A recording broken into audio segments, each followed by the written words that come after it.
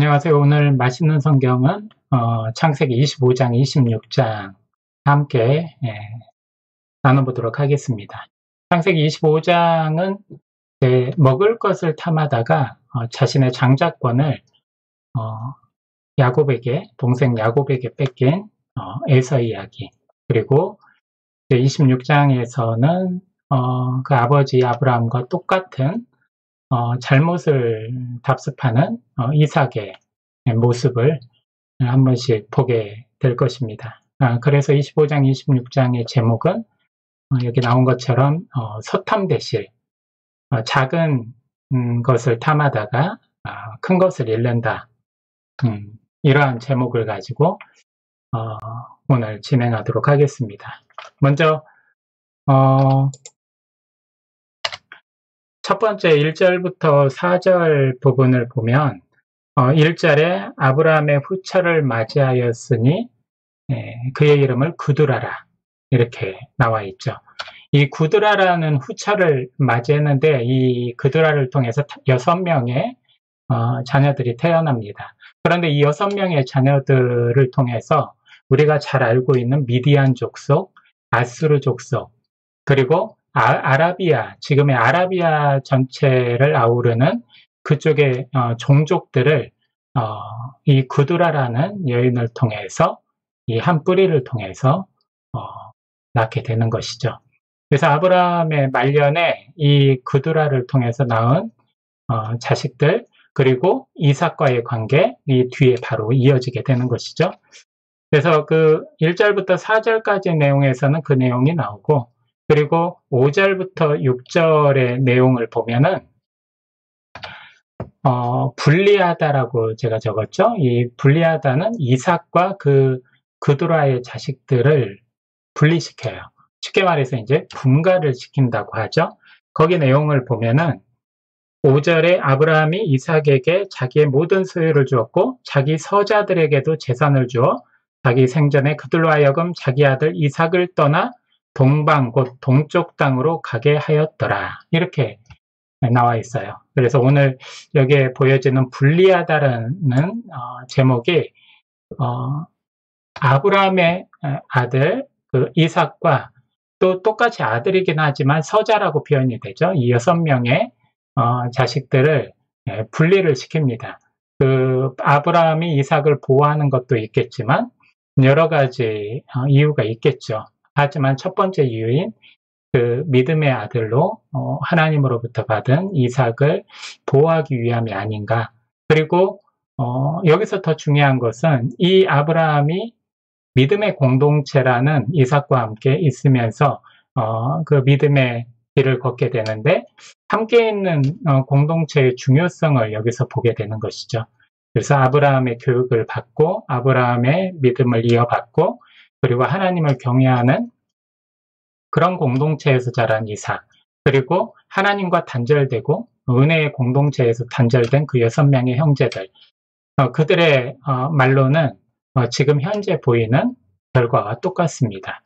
그래서 이스라엘을 대적하는 민족들, 아라비아를 주축으로 해서 퍼져 있는 그런 민족들이 바로 이 구두라라는 여인을 통해서 낳은 6명의 아들, 그리고 믿음의 공동체에서 분리되어서 이들은 은혜 가운데 살지 못하고 하나님을 대적하는 그러한 민족으로 크게 됐다는 것이 오늘 주의 깊게 봐야 될 부분이겠죠. 그리고 7절부터 8절까지는 이제 아브라함의 죽음이 나옵니다. 아브라함의 죽음이 나오면서 이제 두 번째 족장으로 이삭이 자연스럽게 족장이 되는 것이죠. 이삭이 이제 족장이 된 뒤에 이삭이 거주하는 거주지가 11절에 이제 부엘라 헤로이라는 장소가 나오죠. 이삭의 거주지는 나왔지만 어디쯤인지는 우리가 잘 모르죠. 여기 지도에 보듯이 가데스 바네아라는 곳은 우리가 잘 들어봤을 겁니다. 이 근처에 있는 우물, 그 지역을 아울러서 그 우물이 있는 곳을 이제 부엘라 헤로이라고 불렀던 것 같은데요. 정확한 위치는 알지 못하지만 그 근처라고 나와 있습니다. 그리고 이제 16절에 보면은 이스마엘의 씨 후손이라고 제가 적어놨는데요. 이 16절에 나와 있는 이스라엘의 이스마엘이 왜 나오는지 그것은 이제 앞으로 넘어가 보면 알겠지만 하나님께서 이스마엘이 태어났을 때 이스마엘의 그 삶에 대해서 축복을 해주면서 이삭이든 여러 아브라함의 믿음의 자손하고 동일한 말씀을 받게 되는 것이죠. 그 말씀을 보면 창세기 21장 18절 후반절에 그가 큰 민족을 이루게 하리라. 이렇게 하나님께서 언약의 말씀을 해주셨죠. 이 언약의 말씀은 우리가 결과론적으로 이스마엘과 이삭에 대해서 이렇게 극단적으로 편을 가르는 그러한 결과론을 얘기하는 것이 아니라 하나님은 아브라함에게 말씀하신 언약을 누구에게든지 공평하게 이루신다는 것을 하나님께서는 보여주시는 것이죠. 그래서 태어났을 때 이 사람이 어떻게 삶이 변할지는 모르는 것이죠. 우리는 지나면서 우리의 생각과 우리의 약속이 변질될 수는 있지만 하나님은 약속을 변질시키지는 않으신다. 그 증명으로 오늘 25장 16절 이 부분을 보면 이들은 이스마엘의 아들들이요. 그 아들들 12명이 모두 12 지도자들이었더라. 이렇게 말씀하고 있습니다. 그래서 하나님께서 그가 큰 민족을 이루게 하겠다. 12명의 이스마엘의 자손들이 한 족속씩 하더라도 12족속을 만들게 되죠. 그래서 큰 민족을 이루게 하겠다는 하나님의 약속의 말씀이 이루어지는 부분을 오늘 16절 부분에서 확인할 수가 있습니다. 자, 그리고 이삭에 대해서 우리가 생각할 때 아브라함으로부터 받은 후광, 그리고 아브라함의 그 믿음의 유산을 받은 아주 축복의 아들, 그리고 우리가 성경을 보면 이삭이 뭐 고난당하는 여러 가지 부분들이 안 나와요, 거의. 그리고 그냥 무난하게 그 믿음의 유산, 축복의 유산을 받은 아들로 나오는데 그렇게 보면 오해했고요. 성경을 보면 이삭도 많은 연단과 어려움이 있었다는 것을 단적으로 보여주는 부분이 나옵니다. 거기 보면 이삭은 축복은 따놓은 당상이 아니었고 말씀에 순종하고 인내의 기도를 통해서 하나님의 응답을 받고 은혜를 받은 믿음의 자손 중에 한 명이었죠. 그걸 보면은 21절 보기 전에 20절 앞에 부분을 보면 이삭은 40세에 리브가를 맞이하여 아내를 삼았으니, 그러니까 이삭이 결혼한 것이 40살에 결혼을 한 거예요. 그리고 오늘 본문 21절 보면 이삭이 그의 아내가 임신하지 못하므로 그를 위하여 여호와께 간구하매 여호와께서 그의 간구를 들으셨으므로 그의 아내 리브가가 임신하였더니, 이렇게 나와요. 그러니까 여기까지는 그렇게 고난의 길, 연단의 길 안 보이죠? 그러니까 기도했더니 임신했다 이렇게 나오는데 중요한 거는 26절에 나오죠. 리브가가 그들을 낳을 때 이삭이 60세였더라. 그러니까 결혼을 40세에 했고 리브가가 이제 이삭과 수많은 연단의 기도, 은혜, 인내의 기도를 하면서 아이를 낳은 해가 60세, 20년 동안 기도를 했던 것이죠. 여러분, 우리가 결혼을 해서 젊은 나이에 결혼을 해서 아이를 갖는 거 당연하다고 생각을 할 수가 있어요. 하지만 어느 누구에게는 그 아이를 갖는 것 자체가 꿈 중에 하나고 소원 중에 하나고 극히 어려운 기도의 제목 중에 하나라는 것을 기억해야 됩니다. 이삭 또한 축복을 따놓은 당상이 아니라 하나님께 기도하고 연단의 길을 걸었고 그리고 믿음을 시험당했으며 여러 가지 과정을 통해서 하나님의 은혜를 받을 수 있었던 우리와 똑같은 믿음의 자녀들입니다. 그러니까 공짜로 얻을 수 있는 건 없어요. 우리가 은혜는 공짜라고 하지만 그 은혜를 공짜로 받기 위해서 믿어야 되고 또 기도해야 되고 우리가 인내하면서 하나님을 의지해야 된다는 것, 이것만큼은 갖추고 있어야 됩니다. 자, 그리고 25장에 우리가 오늘 본격적으로 담을 내용이죠. 에서가 야곱에게 장자권을 파는 사건이 나옵니다. 여기에 이제 소탐대실이라고 적었죠. 그리고 작은 것을 탐하다가 큰 것을 잃는다는 의미를 가지고 있고, 내용은 잘 아실 겁니다. 에서가 이제 밖에서 사냥을 하고 돌아왔는데 배가 고파요. 보니까 야곱이 죽을 끓이고 있었죠. 보니까 붉은 죽이에요. 그래서 그 붉은 죽을 보면서 허기가 졌으니까 달라고 했을 때 야곱은 조건을 걸죠. 장자권을 내게 달라. 에서는 굉장히 쉽게 넘겨줍니다. 알았어. 너한테 그냥 구두로 얘기해봤자 나는 장자야. 이렇게 생각을 했었겠죠. 결국 그렇게 해서 장자권을 그 죽 한 그릇에 팔아 넘기게 되죠. 이 내용은 우리가 잘 압니다. 그런데 그 안에 이제 우리가 이 붉은 죽, 붉은 것 이렇게 나오죠. 이 붉은 것이라고 이렇게 30절에 표현이 되어 있는데요. 우리는 팥죽이라고 보통 얘기를 합니다. 그런데 고대 근동지역, 그러니까 이스라엘을 비롯해서 그 지역에서는 팥이라는 것이 없었어요. 팥이 아니라 당시에 이제 문헌이나 자료에 의하면 지금 우리가 먹고 있는 렌틸콩이라는 게 있어요. 이 렌틸콩도 색깔이 여러 가지인데 붉은색을 띤 렌틸콩이 있었고 그것이 아니었나. 또 하나의 이제 가설은 선지 얘기를 하죠. 피. 그런데 우리가 피 얘기를 하면 여호와 하나님께서 먹지 말라고 하지 않았느냐 이 말을 하는데 지금 이스라엘 시기는 모세 이전 시기죠. 모세 이전 시기이기 때문에 그런 율법이 아직 나오지 않은 시기. 당시에는 피, 어떤 지방, 기름 이것은 힘을 돋아주는 그런 음식이었기 때문에 아주 귀한 재료였죠. 그래서 이 두 가지 가설, 렌틸콩죽 아니면 선지 이렇게 얘기를 합니다. 그것을 떠나서 중요한 것은 그 먹을 것보다, 그 사소한 먹을 것보다 중요한 장자권을 이 먹을 것과 대신해서 바꿨다는 것이죠. 여기 이제 참고로 붉은 것이라고 해서 좀 붉은색을 띤 렌틸콩이 나오고 렌틸콩으로 만든 쑥을 이제 보여주고 있어요.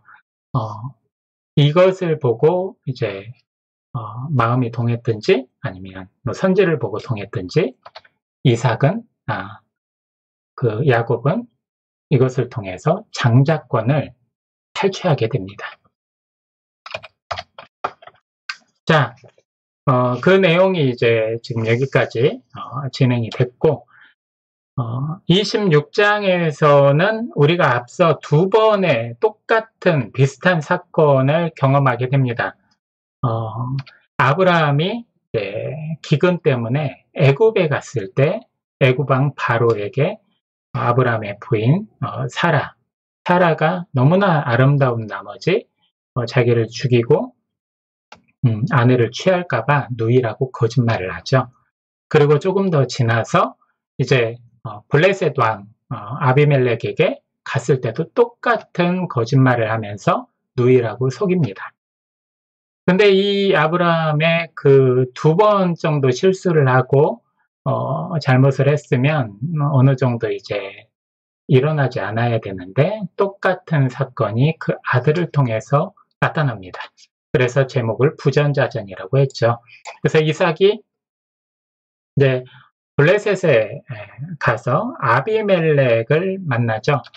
그 아비멜렉이라는 이름이 똑같이 나옵니다. 아브라함 때도 아비멜렉, 이삭 때도 아비멜렉. 그런데 이 아비멜렉은 우리가 애굽의 왕을 이름을 부르지 않고 파라오라고 부르죠. 성경에서는 바로로 나옵니다.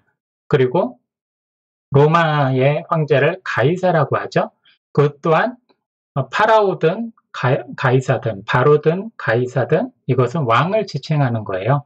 블레셋에서도 똑같습니다. 왕을 지칭하는 이름이 따로 있으니 바로 아비멜렉이라는 이름이죠. 그래서 이 아비멜렉에게 또 이삭이 그 아내를 오누이라고 속여서 아비멜렉에게 목숨을 부지하기 위한 거짓말을 하게 되는 것이죠. 그런데 아비멜렉은 그 아버지의 선례가 있어요. 아브라함 때 그 선례가 있기 때문에 그 아내를 취하려다가 죽을 뻔한 사건이었죠. 그러니까 아비멜렉도 이삭에게 그렇게 얘기를 하죠. 네가 나를 죽이려 하느냐? 네 부인을 왜 누이라고 하느냐? 하면서 아비멜렉은 그 하나님의 그 심판을 두려워해서 이 부분에 대해서 손을 떼고 그다음에 선대해주고 극진히 대접을 해주는 모습을 보게 됩니다. 이런 모습을 보면 부모는 최고의 시청각 교제다. 아까 창세기 12장, 20장에 나오는 아브라함의 그 미리 보여준 모습이었죠. 부모는 부모의 모습을 보고 자식들이 닮아가는 것이죠. 그게 가장 처음에 접하는 교보제이고 그리고 가감 없이 받아들이는 교육입니다. 그래서 다른 사교육을 하지 않더라도 아주 어렸을 때부터 부모가 학력이 있든 없든 재물이 있든 없든 이것을 떠나서 두 가지만 잘하면 된다고 그래요. 먼저 솔선수범. 아이가 공부하게 하고 싶으면 부모가 책을 보라는 거고 아이하고 뭔가 다양한 경험을 시켜주고 싶으면 여행을 부모가 같이 떠나주고 먼저 움직여주고 두 번째는 언행일치예요. 부모가 말을 한 것과 행동이 똑같아야 된다는 거. 이 두 가지만 잘 지켜지면 훌륭한 자녀로 자랄 수 있다라고 인지심리학자든지 여러 가지 교육계 전문가들이 얘기를 하죠. 부전자전.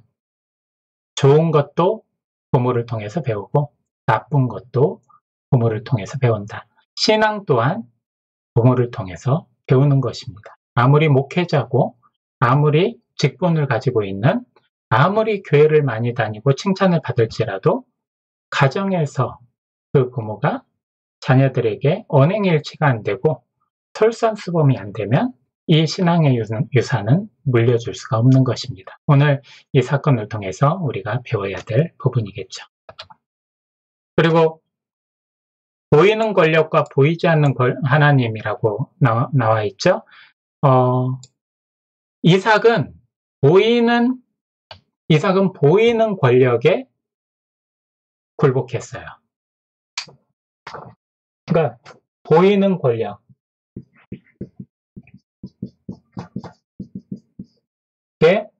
굴복한 이삭.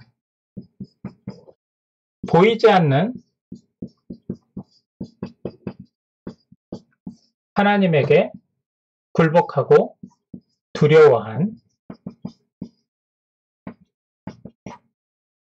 아비멜렉.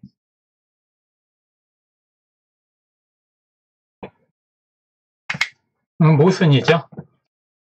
여기 제가 모순이라고 적었죠. 하나님보다 사람을 두려워하는 그리스도인.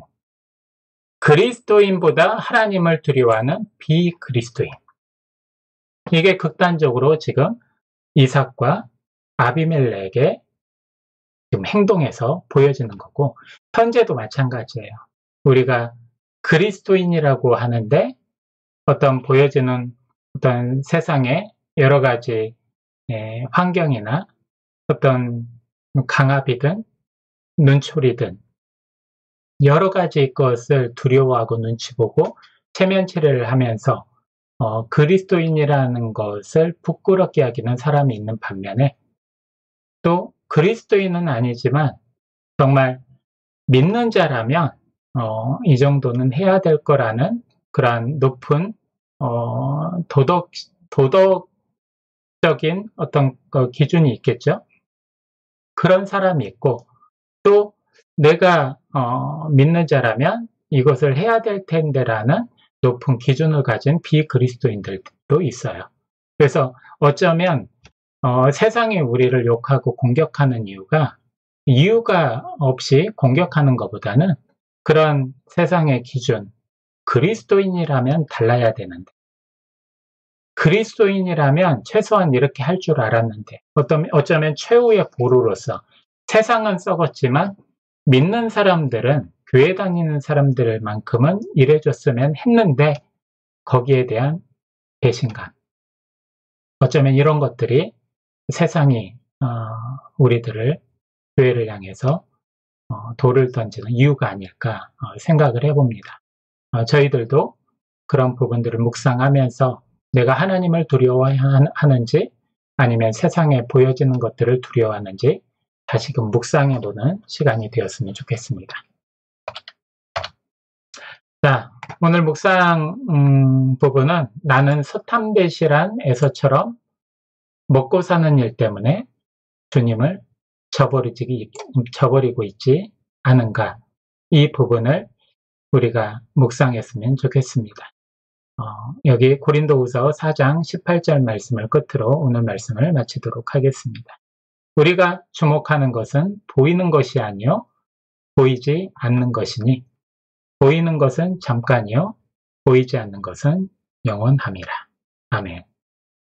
오늘은 창세기 25장 26장 이것으로 마치고 다음 시간에 창세기 27장 축복 빼앗기로 여러분들과 함께 말씀을 나누도록 하겠습니다.